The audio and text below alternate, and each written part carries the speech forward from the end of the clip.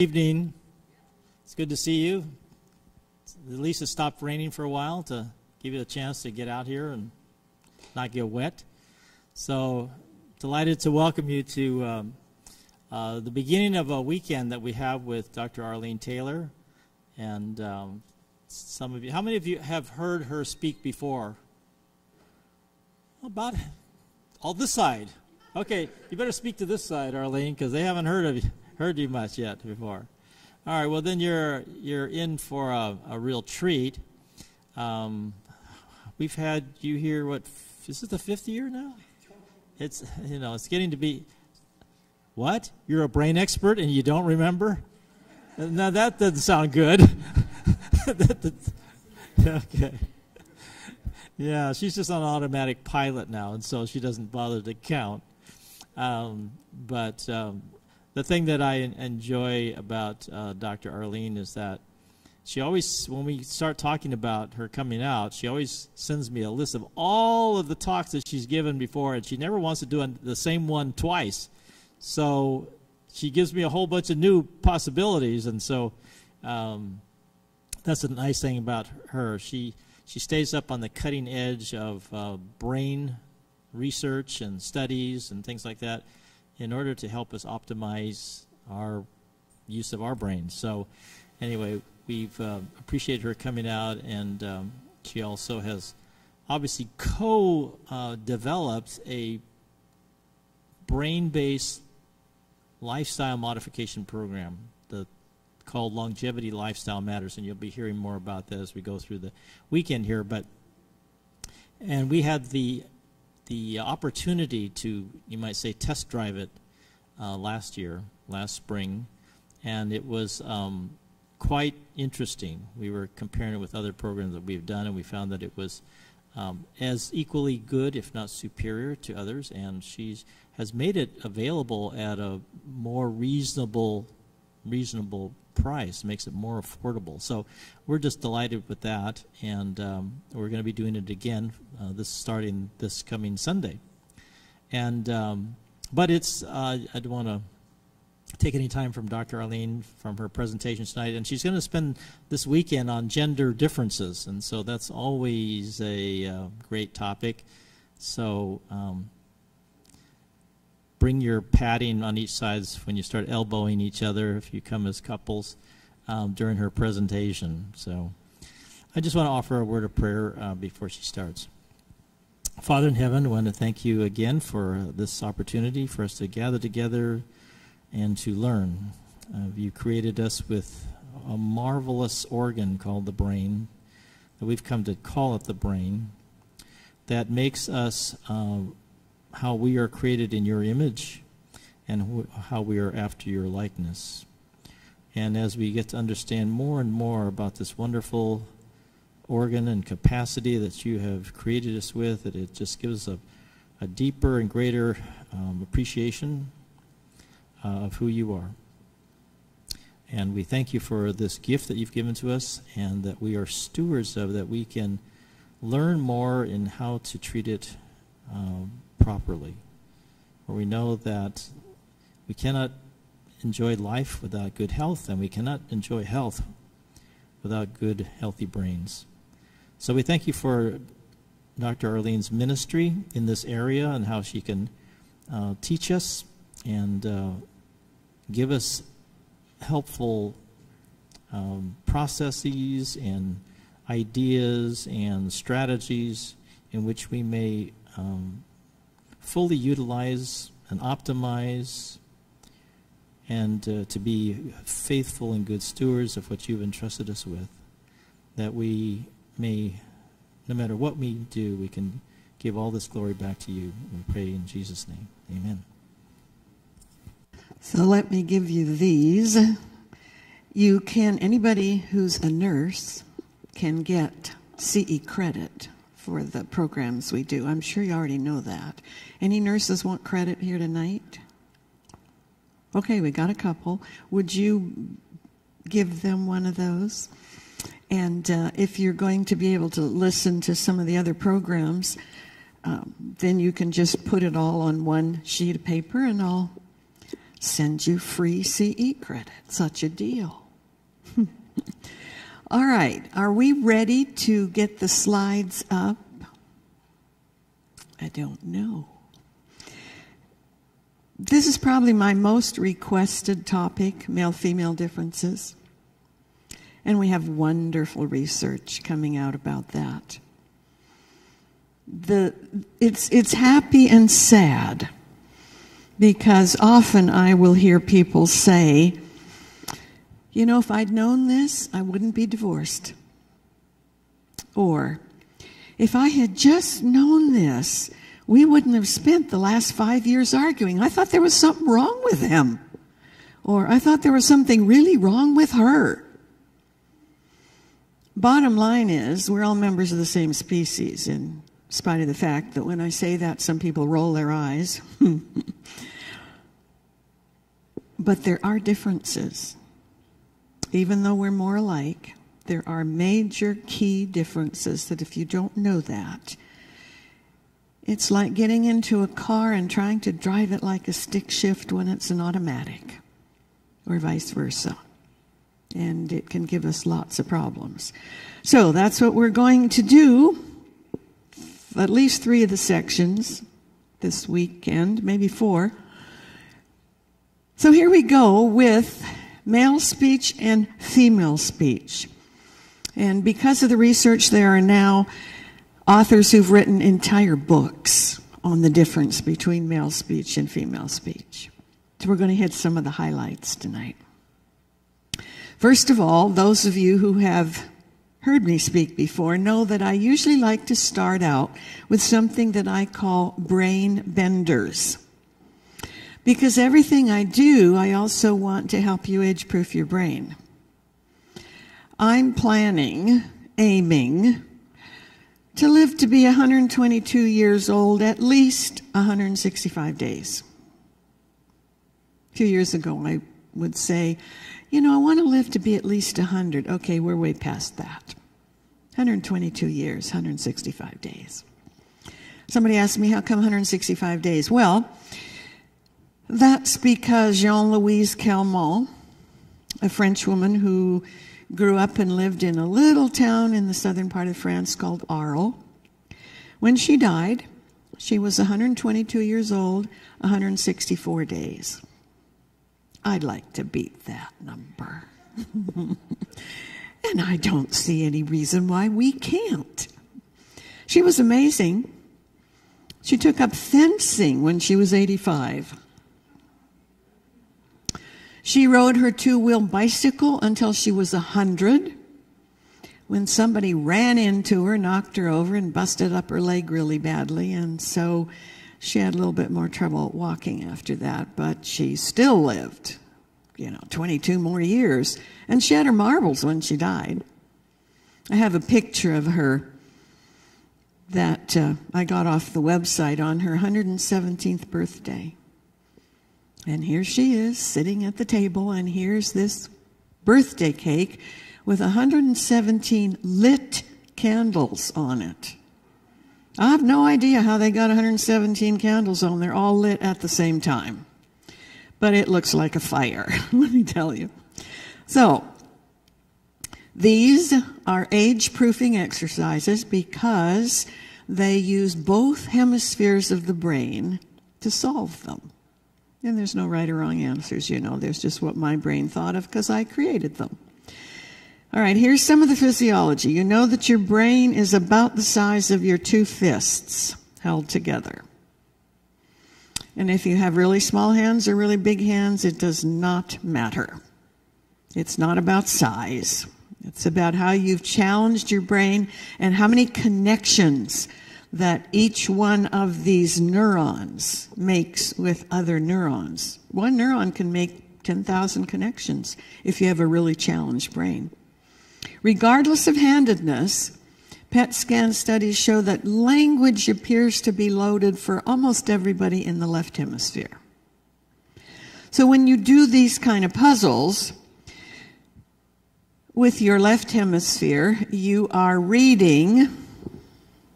Oh no, he said there was a way to turn this on. But I don't know if it is going to go that far. With your left hemisphere, you are looking at the letters, the 26 letters that compose the English language. And other languages have different numbers of characters, as you know. We have 26 in English. So with your left hemisphere, you're reading those letters first, and then you're putting them together in words. But with your right hemisphere, you're looking at something entirely different. You know, each one of those little boxes is a puzzle. And you're looking at how the words are located in those boxes. And your brain doesn't care if the word is spelled forwards or backwards. So often I write them backwards just to give your brain more challenge. You could read an entire book with every word spelled backwards, as long as the beginning and the end letters were accurate and they were sequential. I thought that might be kind of fun to write an article and put all the words backwards and then let people challenge their brain while they read them. All right, so top left, what might that say? Double trouble, of course. Second on the left.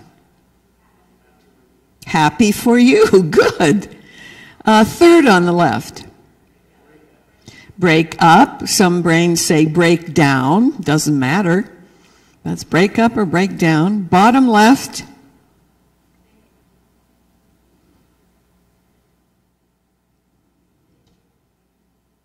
What's the first word? Night. First word is night, spelled backwards. All right, so what might that stand for? What is after the word night? Which stands for morning.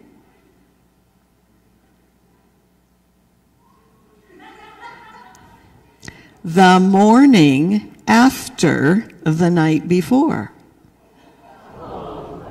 Got it? And there's some reason you're groaning. All right, top right. Good, split infinitive. Second on the right. The word is dice, and how many are there? Two, all right. So 2 dice could be what? A pair of dice. It could also be the word paradise.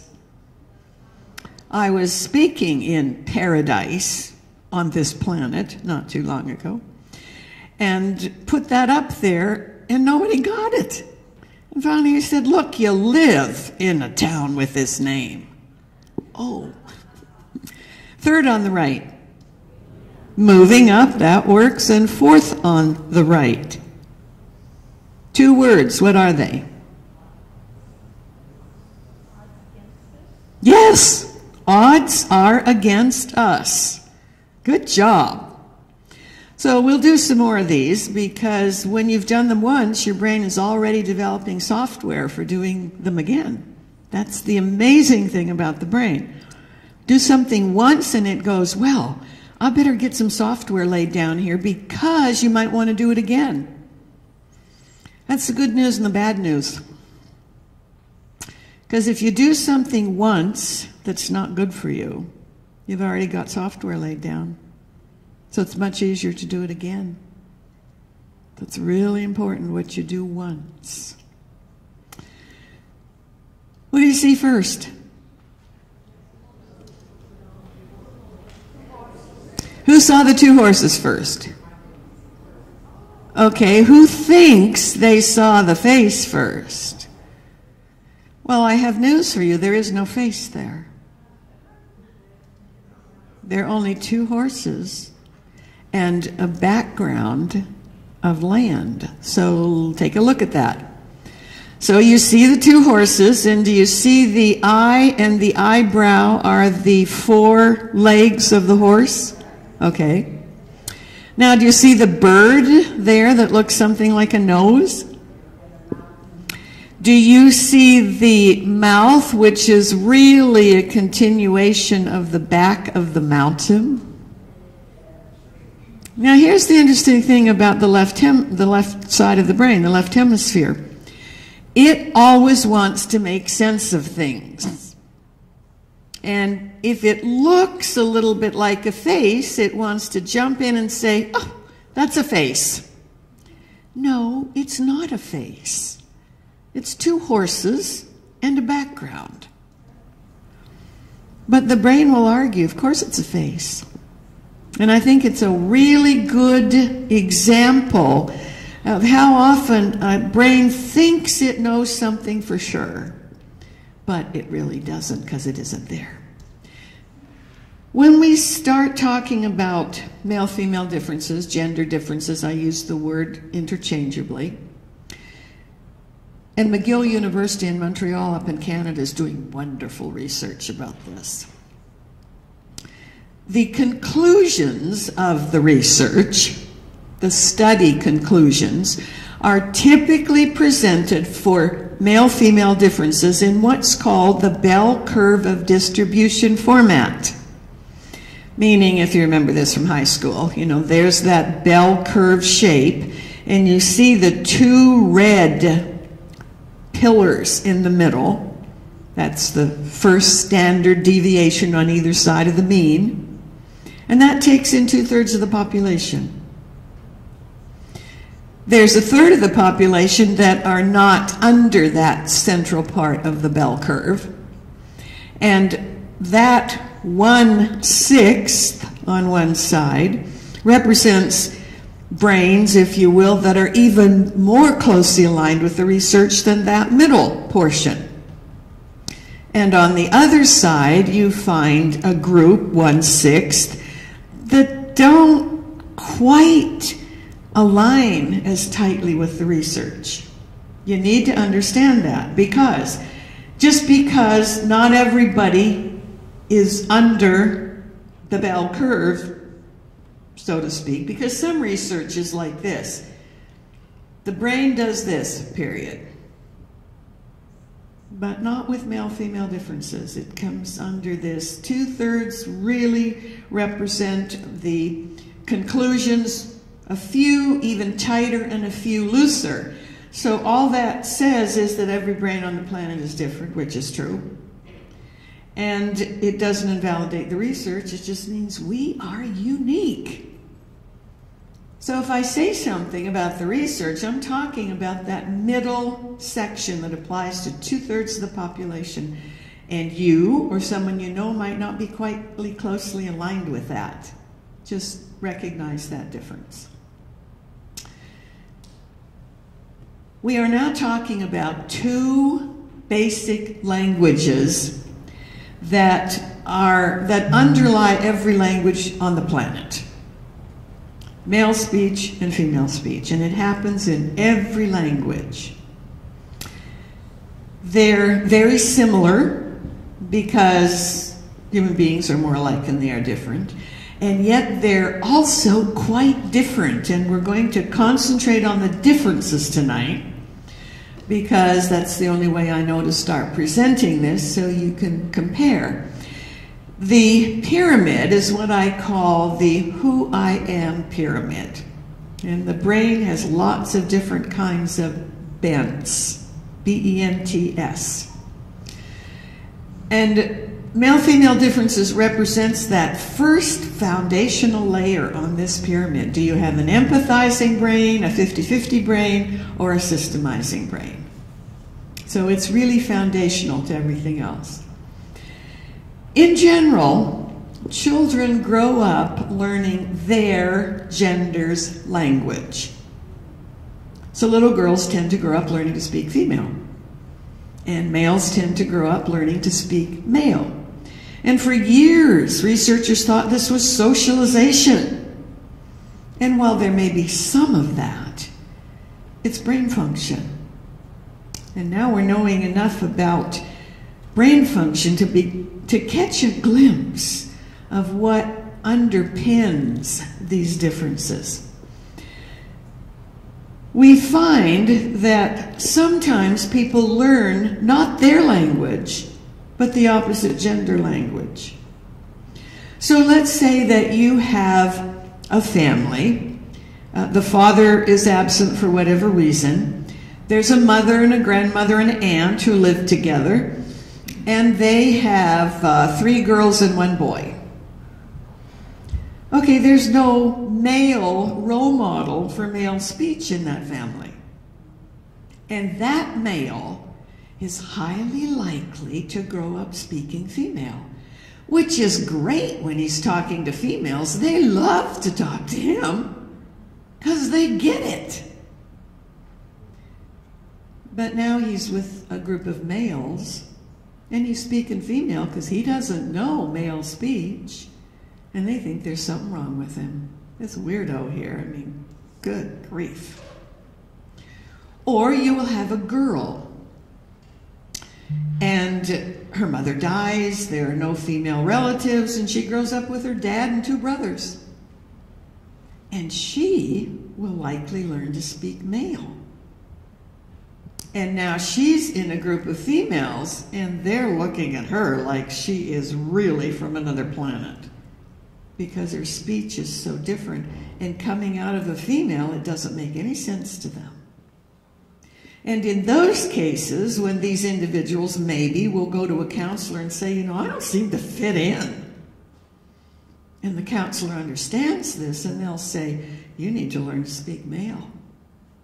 And you need to learn to speak female. And they'll teach them how. It's like a second language. And they become gender bilingual. And I think that's the ideal. I've worked very hard to learn to speak male, and I still get tripped up. Because we'll talk a little bit about when you're under stress, you tend to revert to your native language. So I have relatives who speak French very well. I learned to read and write growing up, but not to speak, because my grandma didn't want us to have a foreign accent. I had some words with her about that later. But someone who has French as a native language and then learns English and then is in a stressful situation, even though they have been speaking English, guess what suddenly happens? All of a sudden they start talking French because that's their native language. So even if you're gender bilingual, when you're stressed, you have to pay attention to keep speaking the language you want to speak, because you'll tend to revert to your native language. And I get caught up with that every once in a while. I work a lot with 2 males. And when I'm interacting with them, I really try to speak male. And the other day we were having a discussion. It wasn't really getting heated, but we clearly had 2 different opinions. And all of a sudden I heard myself speaking female, and I thought, oh, for pity's sake, I know this stuff. Come on, get back to speaking male. The problem is, males expect females to speak female. And so when it's not stressful, they're delighted I speak male, because I give them the bottom line, and I go process with a female. I don't expect to process with them. And then all of a sudden I start speaking female, and they go, wait a minute, she just was very direct, and now she's saying, well, what do you think? So, you know, it's never going to be perfect. Because of the 2 examples I just gave you, I want to point out that you don't automatically learn to speak your own language. It depends on your environment, and that's the socialization part. It's a choice to become gender bilingual. And it really is like learning a different language. So I like to have people go home and think about, what language did you learn growing up? And usually, in any group, I was speaking to about 800 people in Australia not long ago, and we were talking about this. And I said, how many of you men grew up learning to speak female? And 7 hands went up. In that 800 group, at least 7 men were willing to put their hands up. That's not a lot, but it is significant for those 7 men when they're talking to other males, and vice versa. We know that in general, when a baby is born, the left hemisphere in the female is more developed at birth. And remember, that's where language tends to be located. In the male, the right hemisphere is more developed at birth. And that's a real tough thing for little boys in our culture, because we have almost no right-brained school subjects until you get to middle school or high school. So here they are with a brain that's ready to do right-brained stuff, and there's none of it in school. And they're struggling because the little girls whose left hemispheres are more developed are getting A's, and they're getting D's, and someone's saying to them, you know, you're really dumb. No, not a bit dumb. If you can keep them in school long enough to get them to the place where the school is offering right brain subjects, and they start feeling successful and getting A's in those, you can keep them in school. But a lot of boys drop out. The little girls speak earlier, duh. Left hemisphere is more well developed, and Brocau's area up here in the left frontal lobe is where you have audible speech, so they start speaking earlier. By the age of 20 months, they're not even 2 years old yet. They have 2 to 3 times the vocabulary that a little boy does of the same age. They catch up in vocabulary, but it takes them a while. This is another thing we've just got in brain function research. You know, for years, researchers have said the human brain has at least 100 billion neurons. I don't know how many that is. It's a lot. And then researchers started to say, well, there's probably 100 billion, but in the main part of the brain, there's only 85 billion, and now there's 15 billion down in the cerebrum. There may only be 50 billion in the brain. There may not be nearly as many as the estimates were. Neither here nor there, but watch for that research. What we do know now, the male brain is bigger than the female brain. Males are usually bigger than females. And they have, at last count, 2 billion more neurons than a typical female brain. But fewer of their overall neurons are located in the brain centers for language. Now you look at the female brain, and the female brain has 11% more of their neurons, however many they have, in the brain centers for language and hearing. So not only are the little girls born with the left hemisphere more developed, they've got more neurons in the parts of the brain where you hear, translate sounds into words, where you read, where you write, and where you speak. So it is never, for an average brain, that this little boy is dumb. He's got a different brain, and it even impacts speech. Females tend to speak faster. I find that interesting. They can speak on average 250 words a minute, and you could probably double that if you could really get it out, because your brain can process faster than that.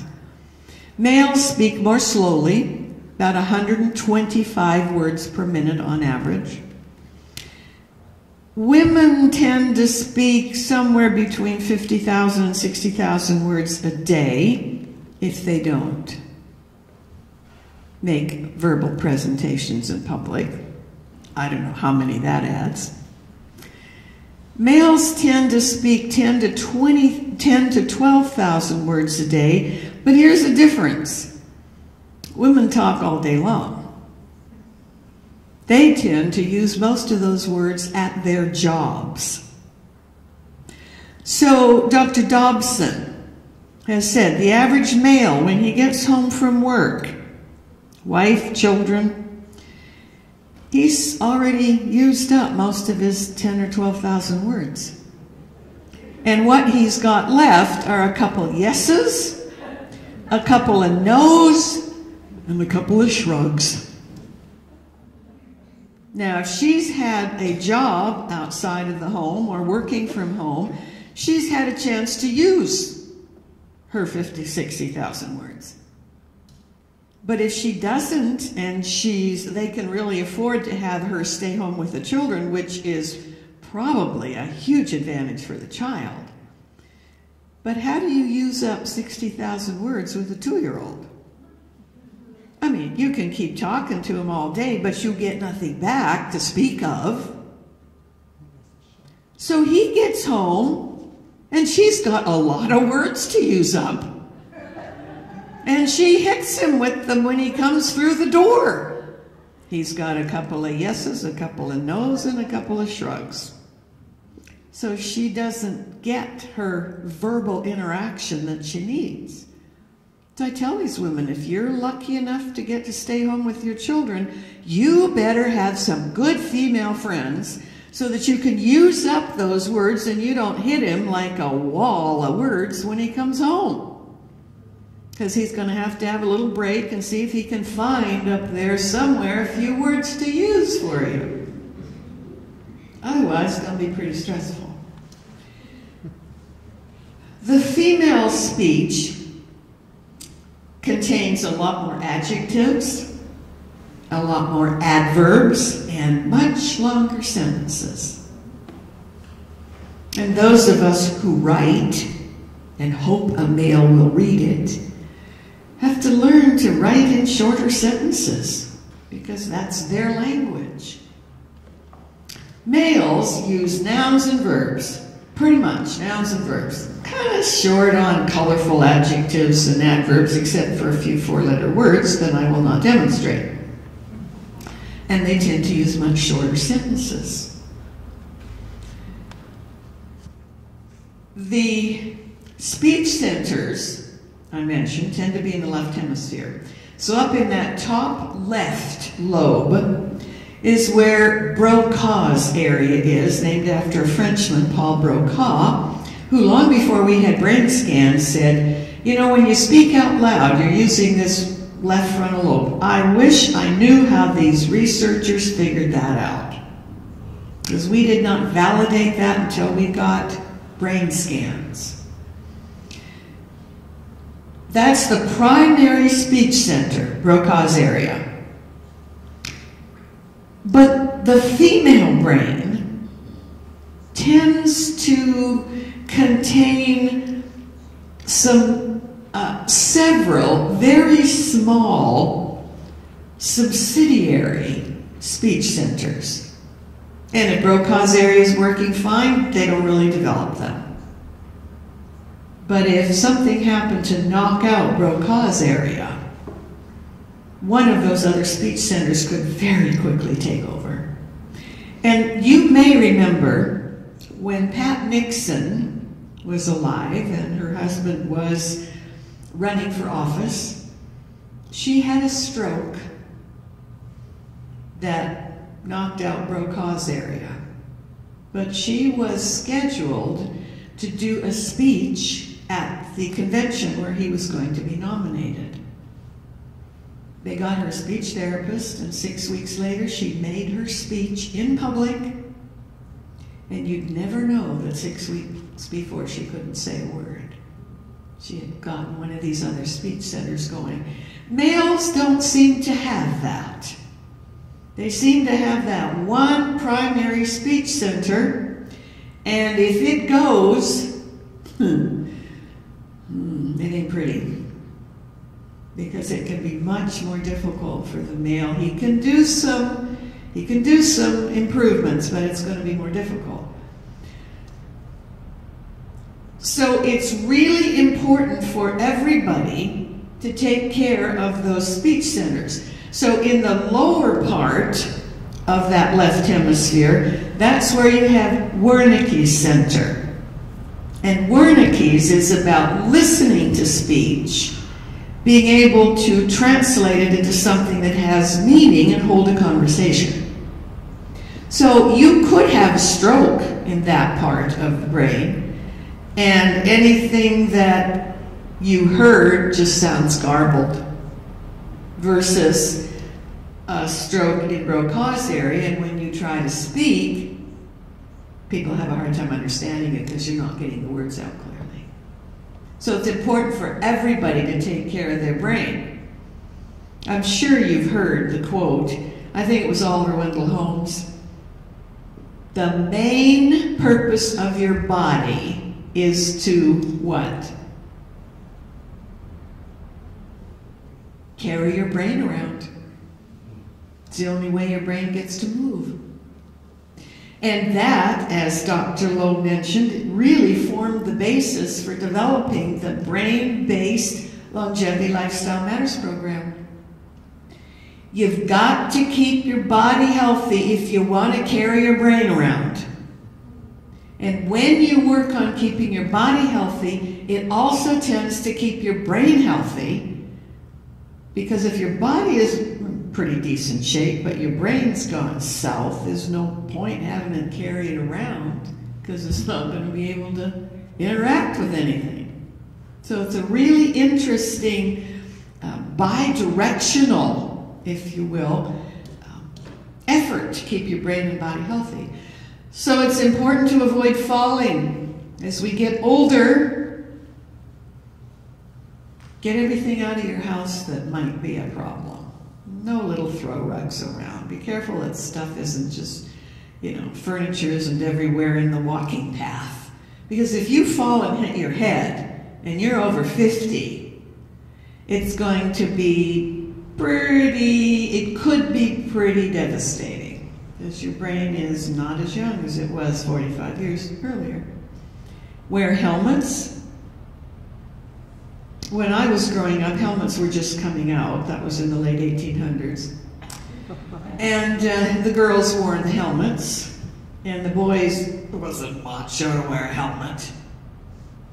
And then when I went to nursing school, here's all these guys in the ICU that hit their heads without wearing a helmet, and many of them died. Many of them turned out to be vegetables, as they say, meaning, their hearts were beating and they were breathing, but they couldn't talk or connect with anybody. Just watched a little bit of the Winter Olympics. I was born in Canada, so I love the Winter Olympics with the snow and the ice and all that stuff. But I was so pleased to see everybody wearing helmets. Now here's the problem with helmets. Helmets are designed to keep your skull from cracking. Because if your skull cracks, that can really bother. I mean, it can tear the covering of your brain. It can tear blood vessels, and you can have a brain bleed, and so on and so forth. But we don't have a helmet on the market that's really designed to take care of the brain tissue. They're trying to figure one out, but we don't have it. That soft butter splatters all over the inside of the jar.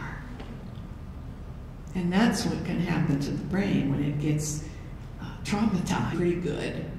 And I know they only joined the clubs that didn't. And, they didn't like that restriction. They would try to argue with me. And I would say, well, give yourself 50 years and you'll be really glad you didn't do this. So about the time that Muhammad Ali was not able to string two sentences together from pugilistic sports, getting his brain whacked, one of my sons actually wrote me a letter and said, Mom, I think I was probably a little difficult when I was a teenager. And I'm going, you think? Well, he says, I just saw a program about Muhammad Ali, and he said, that's really sad. Glad that's not me, thank you. I had to sit down, I was so surprised. So, think about it. This means that female brains are at lower risk for permanent speech impairments after they've had a left hemisphere injury, because they have the potential to be able to train another speech center and learn to speak again.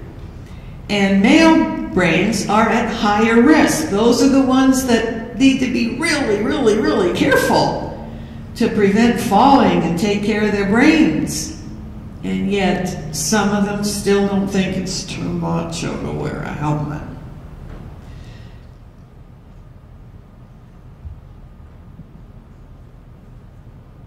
There have been lots of complaints over the years about males and females talking to each other and how they listen and don't listen and so on. Fabulous research. Put a female brain, this is a drawing on the left, in a PET scan camera and ask her to listen to a whole different sequential arena of voices. Male, female, old, young, middle-aged, whatever. And you see the two temporal lobes on either side. Each hemisphere has a temporal lobe. The left temporal lobe has an 85% advantage for speech sounds, while the right temporal lobe has an 85% advantage for non-speech sounds. So it doesn't matter, male, female, age, whatever. A female brain listening to any human voice, assuming your brain is normal, both of those temporal lobes light up. So she's decoding speech, and she's also decoding the melody line of speech, meaning what are the inflections like? You know, is the tone going up at the end of the sentence, as is typical of female speech?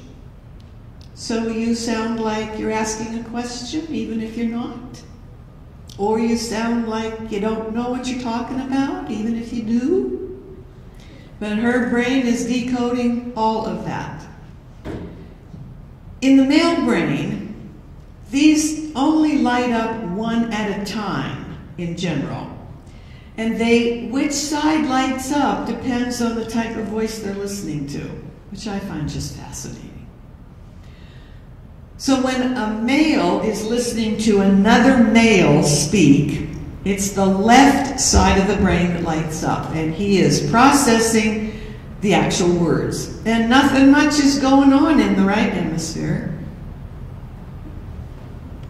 If he is listening to a female voice, guess what happens, gentlemen? The left side is completely dark. Nothing lights up in the temporal lobe. Not processing speech at all.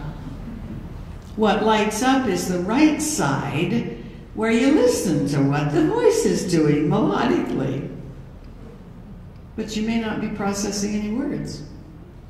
And if you like the sound of your wife or girlfriend or daughter's voice, great. You're processing that sound. But if they look at you and go, "Are you listening?" and you say, "Uh-huh," because you are. And then they say, "Well, what did I just say?" And you have no idea. It's because you were just processing with the side of the brain that's got only a 15% advantage for speech sounds.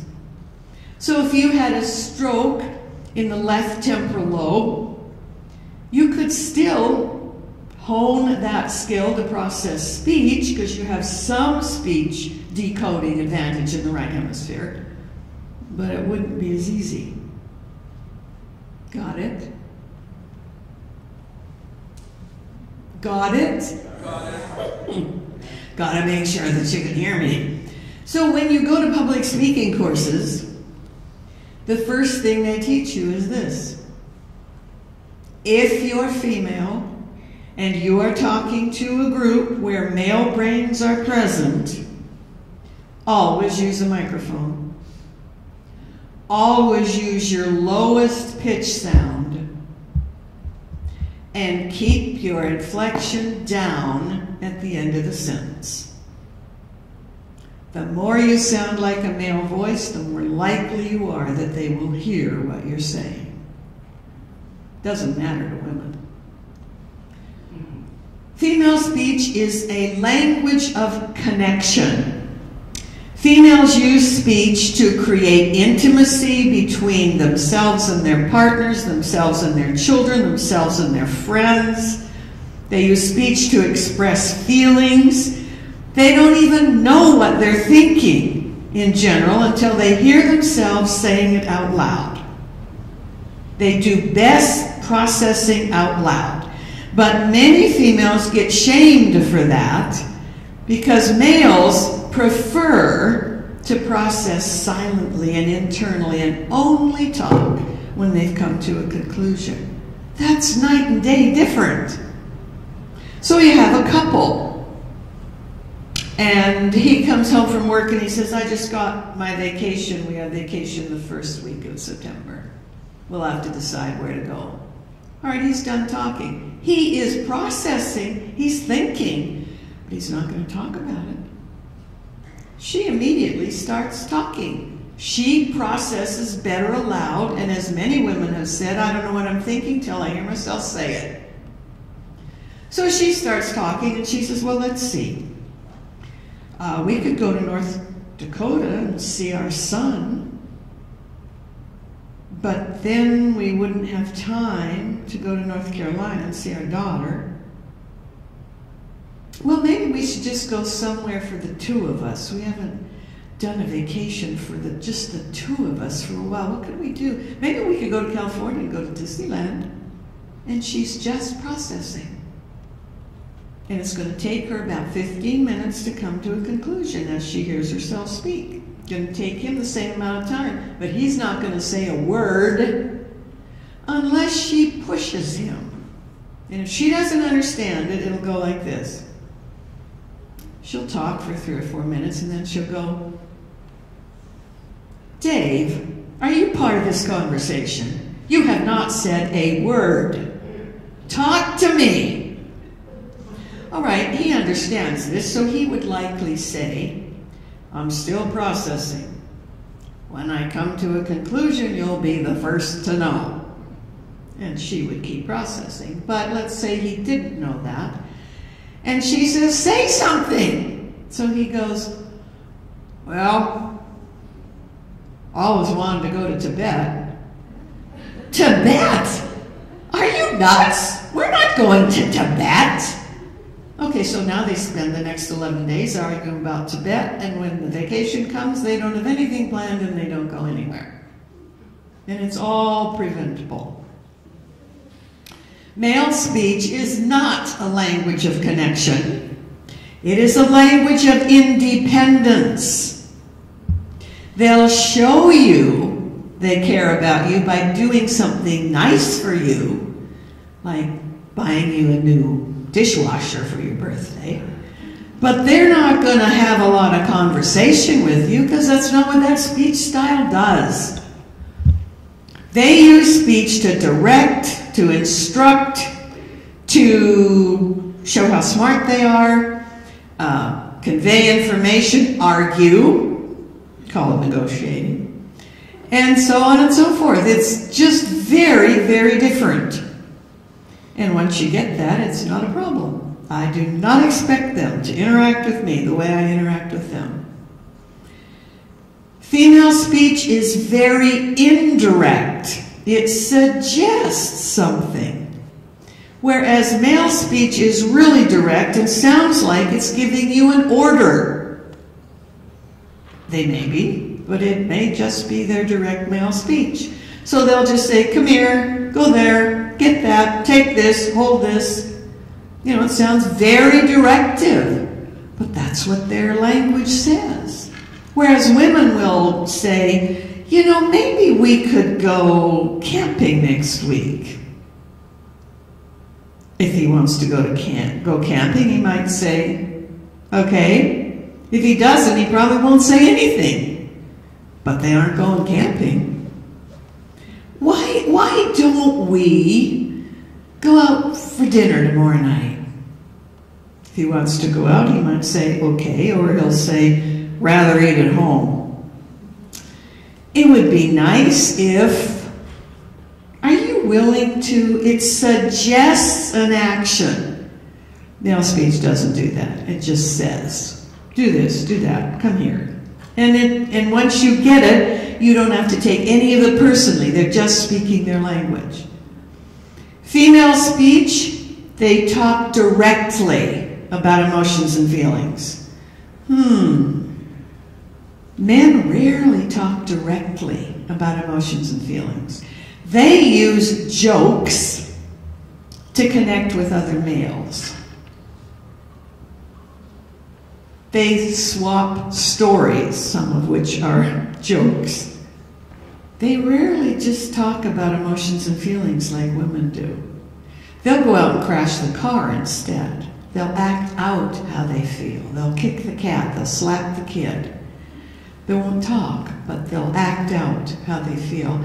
And they find it much harder to shift from thinking to feeling states. Not a problem for females. They've got this larger corpus callosum that connects the two hemispheres, and they can go back and forth quickly and easily and talk about, well, I think this or I feel this, but not the male brain. Some of the research shows that even little kids in primary school, let's say a little boy and a little girl, fall on the playground.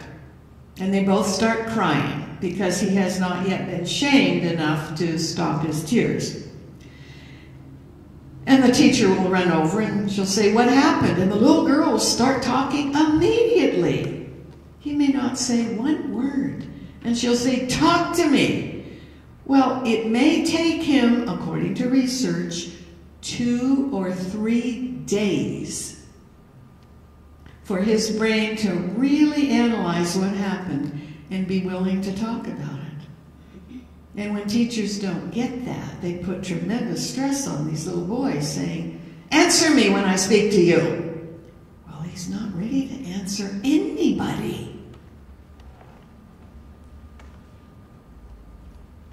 Female communication, because they're so used to doing feelings, tend to talk in that style. I'll sometimes say to a woman, what do you think about this? And she'll say, well, I feel, and I'll say, hold it, I did not ask you how you feel. I asked you, what do you think about this? Oh. Because there's a difference. I will say to a male, especially when they would come with their spouse for counseling, how do you feel about this? And he would say, well, I think. I said, stop. I don't want to know what you think. In this situation, I want to know, how do you feel? And that is as difficult for them as it is for the female to say, I think. So in a professional arena, you need to listen and answer the question. If somebody says, how do you feel? Answer how you feel. If it's even to say, I don't know how I feel yet. If somebody says, how do you feel? Avoid saying, I think. If someone asks you what you think, avoid saying, I feel. 2 different states follow different pathways in the brain. But each language tends to emphasize more than another. Female speech tends to contain, Deborah Tannen has done lots of research on this, tends to contain more what we call fillers. Meaning as a woman is talking, she's nervous about silence. Men aren't nervous about silence. They can sit there for 45 minutes and not say a word. Silence doesn't bother them. And if they're trying to do something and their wife is chattering, so much the better, because it actually helps him to concentrate, because they concentrate better when there's some distraction in the environment. Women, well, you know, I feel like, a lot more fillers instead of just saying, well, I feel, pause, and then how she feels. Lots of fillers. Qualifiers. Perhaps we could tag questions. This is one that makes me laugh. I have heard so many women walk up to someone else and say, isn't it it's a lovely sunny day, isn't it? And occasionally there'll be a man there and he'll say, well, it is or it isn't. What do you mean? Are you asking me, do you know it's a sunny day? I mean, they don't do that. You know, this is a really good meal, isn't it? And he'll say, it's a good meal. Do I need to tell you that it is? It's like they don't know. And disclaimers. Now, I have a little trouble with disclaimers. I happen to think that disclaimers are important because nobody knows everything. So I often use disclaimers. And I will say, especially if I'm asked questions, in my brain's opinion, because that's all I have. In my brain's opinion, this is what I think. So I don't mind some of those. Male speech, hardly ever hear fillers. No qualifiers, no tag questions. They don't say, oh, the rain is great, isn't it? No, they say, we needed the rain.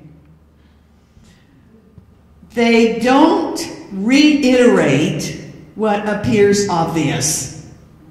And remember that. Women tend to reiterate what is obvious to a male. Males don't reiterate what's obvious. They figure if you got a brain that you saw it. Female speech uses many more what we call listening signs. Meaning two women are talking and they're usually standing right opposite each other, looking directly at each other. And they're nodding and they're saying, yeah, wow, aha. Men hardly ever use listening sounds unless they have learned that women expect them and they, for some reason, want to really make this woman feel comfortable. Listening signs in female speech, read my lips, does not indicate agreement. All it indicates is, I'm listening, keep talking. If a male says yes or nods, he only does that if he's agreeing. And because women don't understand that, they get confused. And if they nod, if they say yes, that tends to mean I agree with you, I concur. But women, they're nodding and smiling and saying, yeah, that doesn't mean they're agreeing. So, man and a woman are having a conversation. She's smiling and saying, yeah.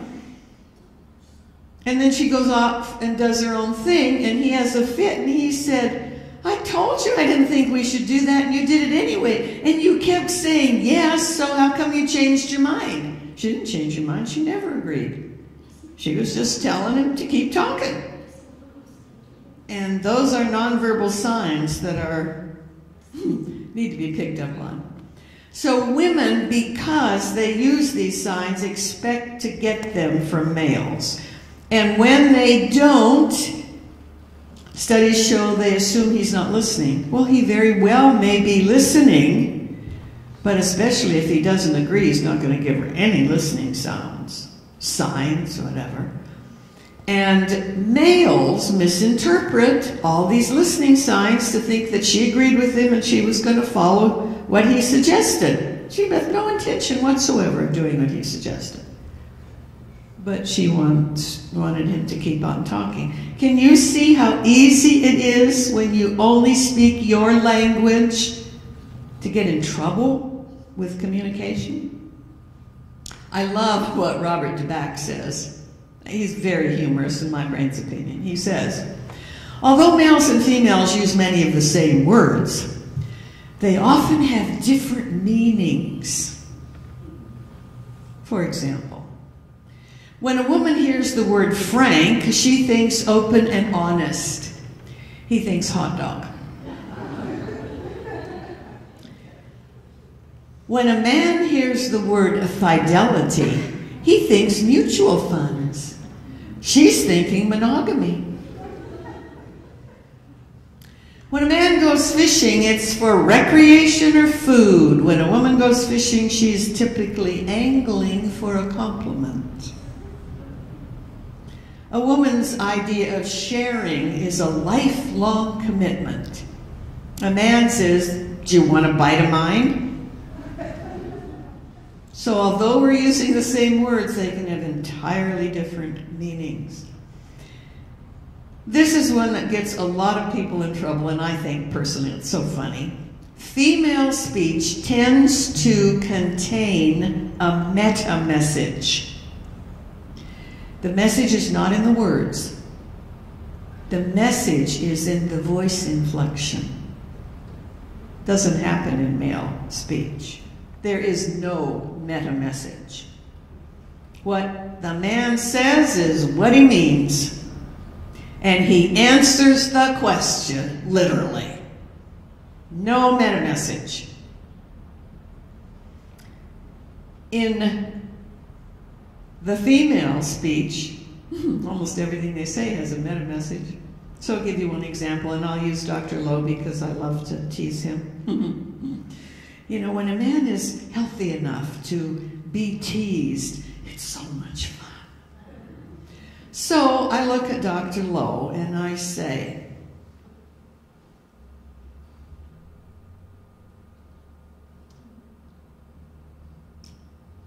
nice colored pants. Okay, what have I really said? Women know. What have I said? I don't like those colored pants with that jacket. What were you thinking? Did you look in the mirror? That's the meta-message. And male speech doesn't have it. So there have been times when I took the risk of saying something to someone in the audience. I remember I was in Australia and there was a guy sitting in the front row that had a hot pink tie on, so I know his wife picked it out. So I said to him, nice tie. He said, thank you very much. Didn't pick up the meta message. And I would never say that for real, but it's just a perfect example of no meta message. Don't take it literally. So one of my favorite examples is a man and a woman are driving together somewhere. He's driving, she's riding, long trip. She looks over at him and she says, are you thirsty? All right, with what you know, what do you know that he's going to do unless he knows this information? He's going to answer the question.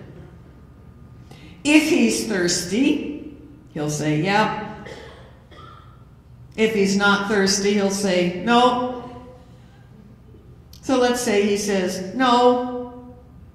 Okay, she's thirsty, now she gets ticked. Because he just said no, and she wants something to drink. So 15 minutes later, steam is coming out of both ears. Because she doesn't understand this. If you ask a man a question, you will get a literal answer, so don't ask. Because if two men were driving down the road together and the driver got thirsty, he wouldn't say a word, not one word. He'd just get off the freeway, pull in at a 7-Eleven, get out of the car and go in. And figure that the guy next to him, if he was thirsty, he'd go in too. And if he wasn't, he'd just stay there. Women don't get this. So two women are driving down the highway. And the passenger says to the driver, are you thirsty? And she goes, am I thirsty? You know, I hadn't thought about it, but I'm willing to think about it. I could drink something. Are you thirsty? Yeah, I'm thirsty. Okay, what are you thirsty for? And now they have 5 minutes talking about the options for what they're going to drink. Well, do you want to stop now or do you want to stop when we need gas? Because we've got about 15 more minutes before we come to the gas station. Do you want to stop now or do you want to wait and do it all at once? I mean, this is a 45-minute conversation, folks. And finally, they agree on what they're going to drink, and where they're going to stop and when they're going to stop, and they're both perfectly happy because two women, when one asks a question, the meta message is, I want to have a conversation about this. No meta message in male speech. Not going to happen. So women, get it. If you're thirsty, if I was driving with Dr. Lowe and I suddenly was really thirsty, I'd say, Dave, I want you to pull off at the next exit. I'm thirsty. And he probably wouldn't say a word, but he'd pull off because he cares about, I'm thirsty. No conversation. And if he was thirsty, he wouldn't tell me he was thirsty. He'd just pull off and go in and get something to drink. And a few years ago, I'd have been ticked because he pulls over, turns the engine off, gets out and walks into the store, and I go, what's he doing? I just now figure that either he needed to go to the bathroom, or he wanted something to drink, or wanted a package of nuts to chew on. And if I wanted to go in and get something, I'd go get something. If I didn't, I'd just sit in the car and wait. But I spent a lot of time in my life earlier getting steamed because they don't have any conversation. They just do it. This is another problem. Female speech tends to have long pauses between episodes of speech. And I even catch myself doing that sometimes. I'll be talking and then I'll think about something and I know there's a pause and I'm thinking, oh, probably every man in the audience is wondering if I forgot what I'm going to say next. I'm just trying to decide how I'm going to say it. There are not very many pauses like that in male speech. If they're talking, there's very short pauses. Had a man and a woman come to see me in my office a couple years ago, and she was livid. She said, we lecture together. But when it comes to questions and answers, he answers all the questions, and that's not fair. I should be able to answer half the questions. So I said to him, so what's the problem? Well, he says, man, we stand up there and we ask questions, and somebody asks me a question, I answer, and somebody asks her a question, and she just stands there. And I've got to jump in and answer it so they don't think she's an idiot. And I go, no, you don't have to. But I said, do you realize what's happening? There's this long pause that is not, I mean, it may only be 5 seconds, but there's rarely any pause in male speech. They'll just start talking about something while they're thinking of the answer. A female tends to wait to speak till she thinks of the answer. So I had to role play with them, throwing questions out and trying to get her to start answering sooner. It was very difficult for her. So I had to teach her a few phrases. When he was asked a question, he almost never said, well, that's an interesting question. He just answered the question. So I taught her the minute they asked the question, she needs to say, well, that's an interesting question. And by then she's thought of the answer and she can keep going. But it was a whole learning experience for them. And so many times it looks like the male is just taking over and having way more, speaking opportunities simply because her pause is so much longer than anything in male speech, and he gets nervous. So he answers for her because he's afraid she doesn't know what to say. It's not that females don't interrupt each other. In fact, if you've got a group of females, all of them may be talking at once. They're just talking over each other and everybody's getting the conversation. But if they get interrupted, often by a male, they think it's really rude because their interruptions in female speech are not okay. You can't be interrupted. That's bad manners. Well, in male speech, they interrupt each other all the time. They don't take it personally. It doesn't bother them. They'll even say, wait a minute, I'm still talking. Or let me finish this. or something like that. And the female, if a male interrupts them, can get so upset that she just stops talking, drops her point, doesn't restate it, because he interrupted her. And it's been kind of interesting for me in dealing with these two males. One of the males said something the other day that I thought was really interesting, and I said, "Wow, did you hear what you just said?" And he said, "I'm sorry, I obviously interrupted you." I said, "I'm not talking about interruption. What you said was profound." He obviously had learned that women don't like to be interrupted, and he thought he'd interrupted me and was apologizing. I don't care. Doesn't matter to me. Another problem with females is that female speech is not congruent. Meaning that when a male is speaking, his body language usually matches his facial expression and what he's saying. So if he is really ticked, he is not smiling. And his body language is very direct. Well, a woman can be very ticked and be saying, "Well, I don't like the way you said that." And she's smiling.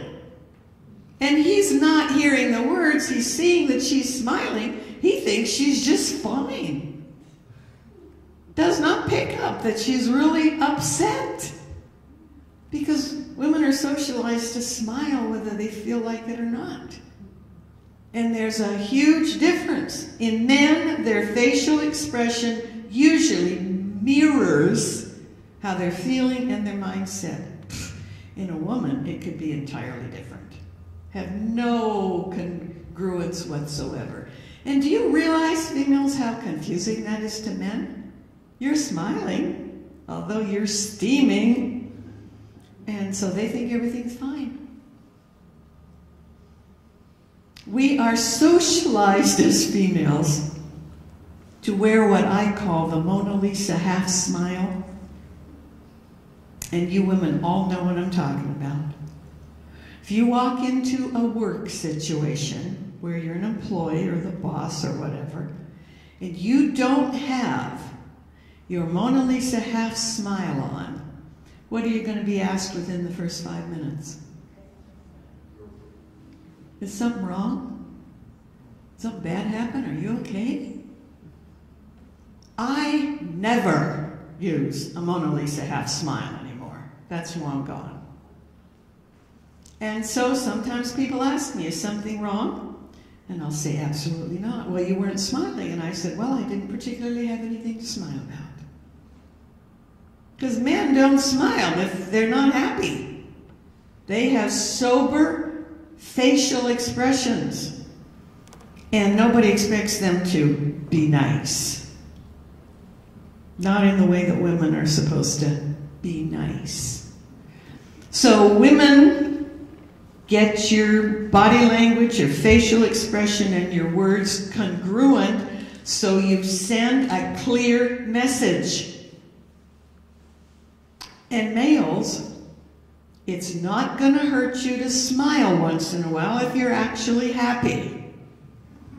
Because you can appear very unhappy simply because your typical facial expression is one of soberness.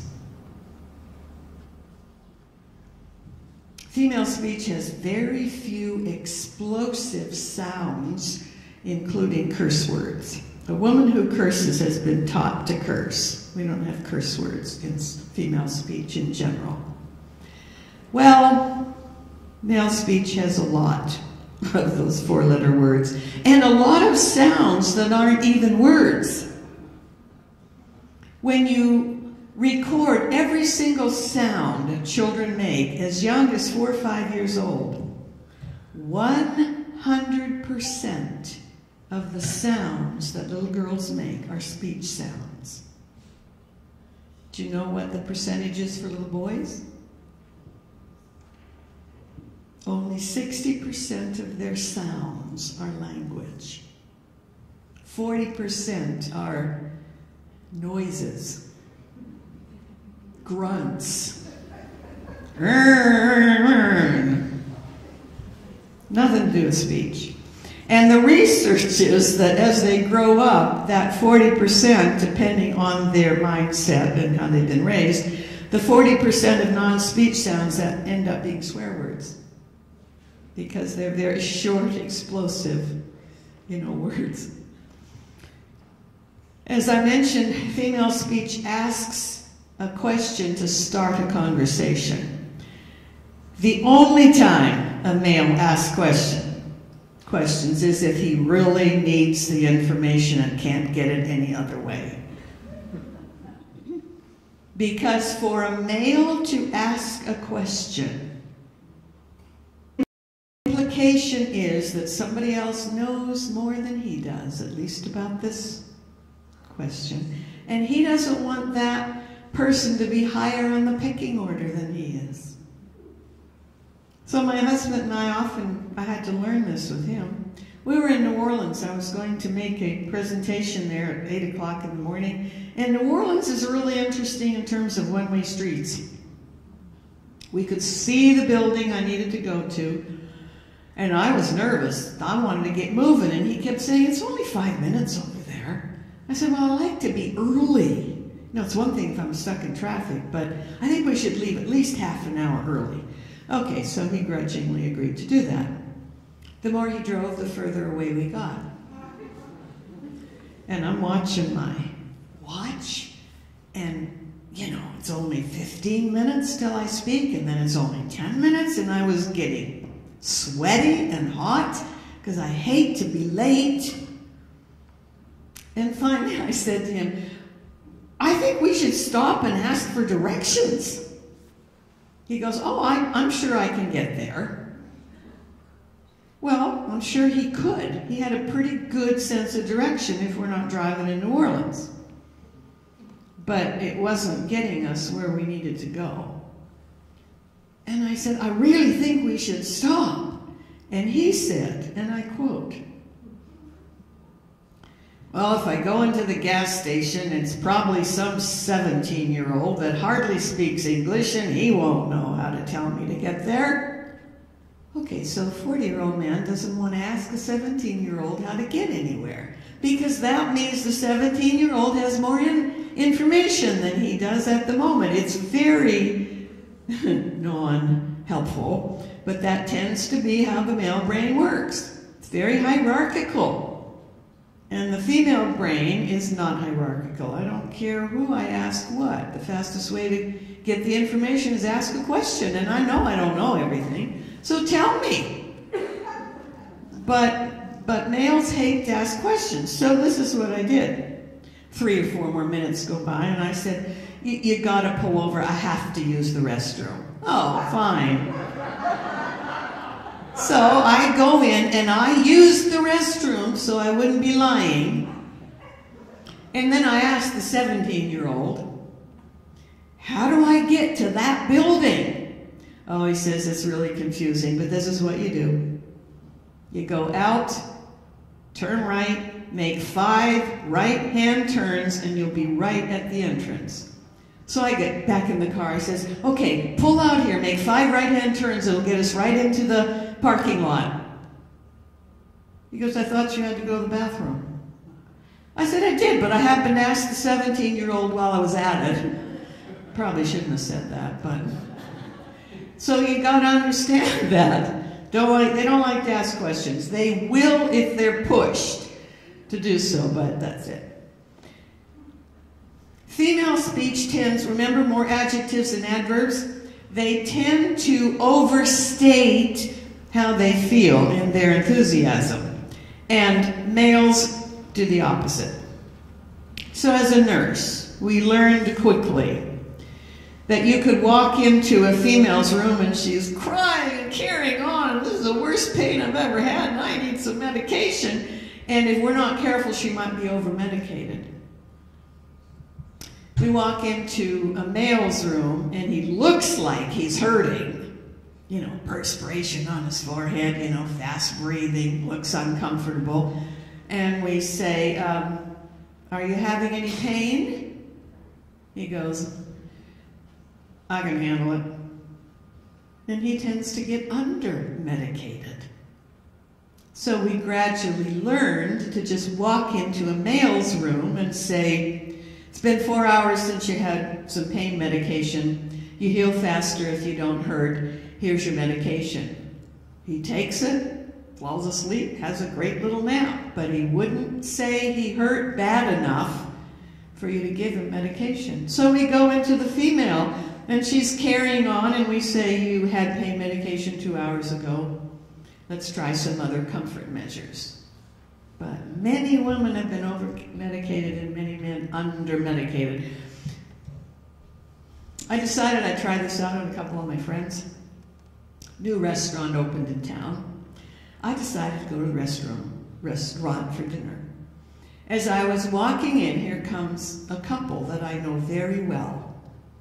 So I said, obviously you've just eaten dinner here. Tell me, how was it?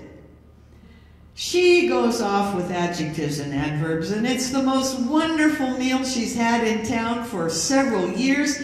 She can't wait to come back. It was fabulous. He hasn't said a word. I look at him and I said, so did you enjoy your meal? He goes, yeah. So I said, all right, on a scale of 1 to 10, give me a number. I said to her, how good was the meal? She goes, 8. I looked at him and I said, how good was the meal? He goes, 8. They enjoyed it the same in terms of an 8, but you'd think that she just had gone to the moon and back and he was just tolerating it. So you got to watch for that. We've talked about the voice inflections. Male voice tends to be monotone and fall at the end of the phrases, so they sound like they know what they're talking about even if they don't have a clue.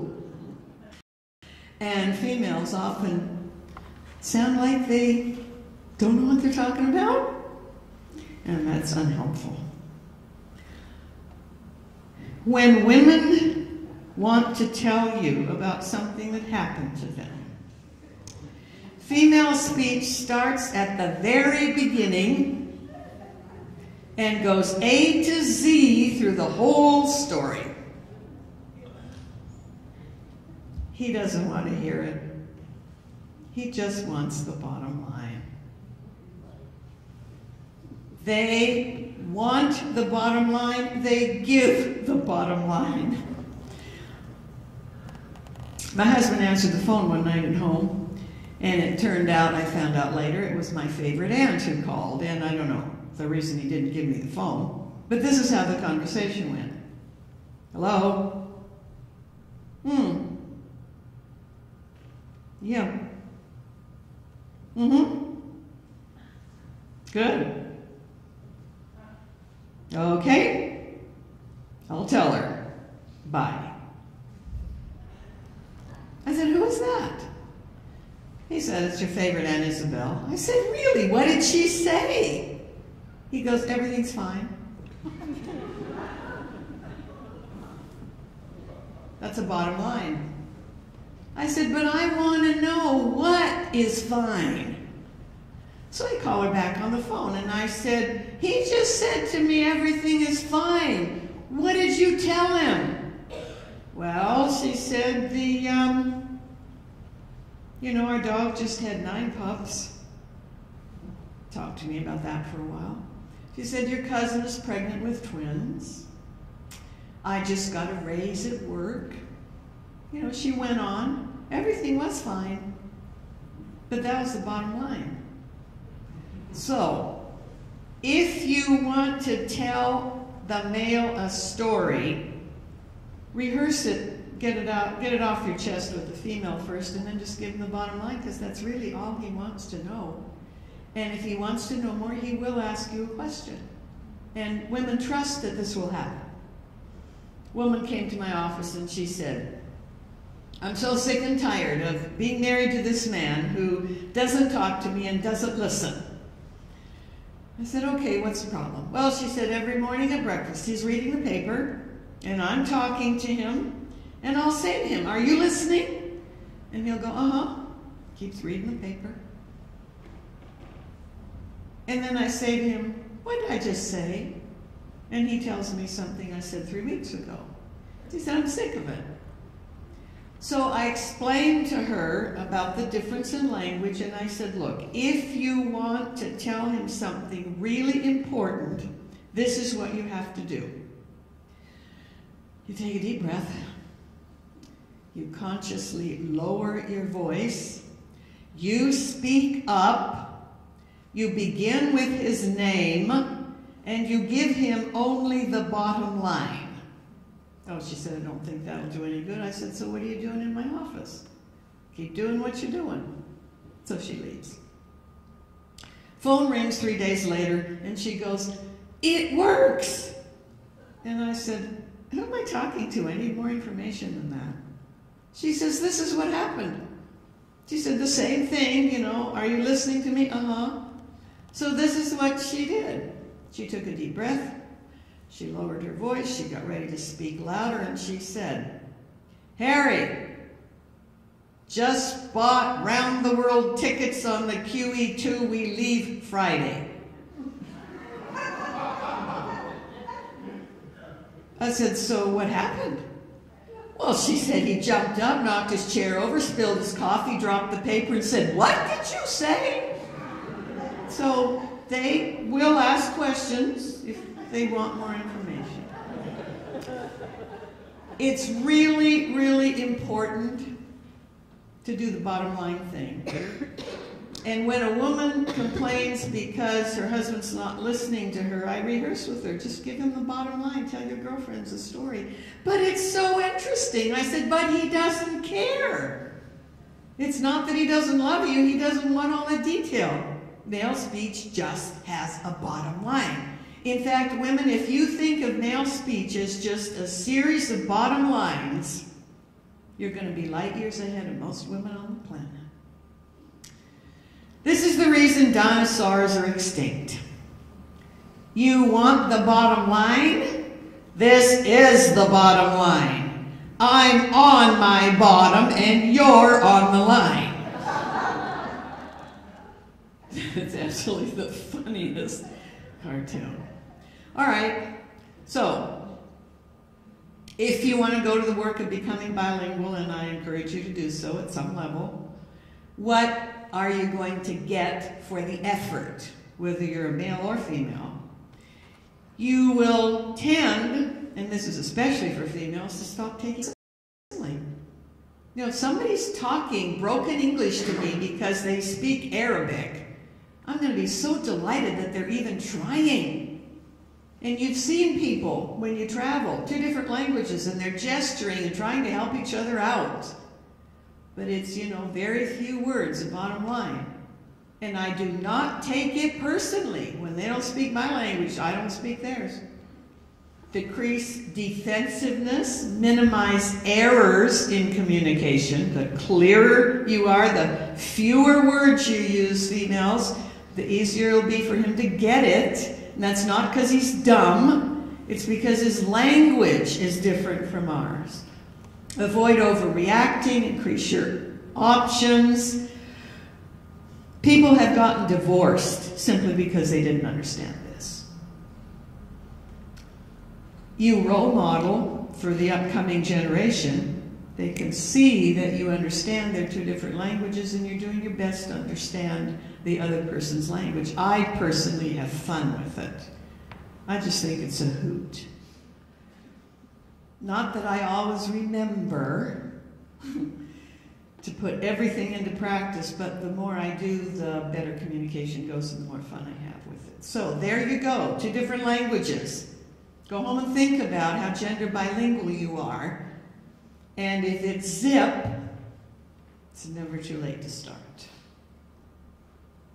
Would you like to have the last word, Dr. Lowe? I'm going to give him the mic. He may have the last word. All right, thank you very much, Dr. Lowe. And this will continue through the rest of tomorrow. So we meet back here tomorrow morning at 9:30. If you want to hear her next presentation, she'll be giving 2 presentations tomorrow morning and 2 tomorrow afternoon. And we invite you also for a delicious brain-powered lunch, healthy lunch for noon. So please come again. Thank you for coming tonight.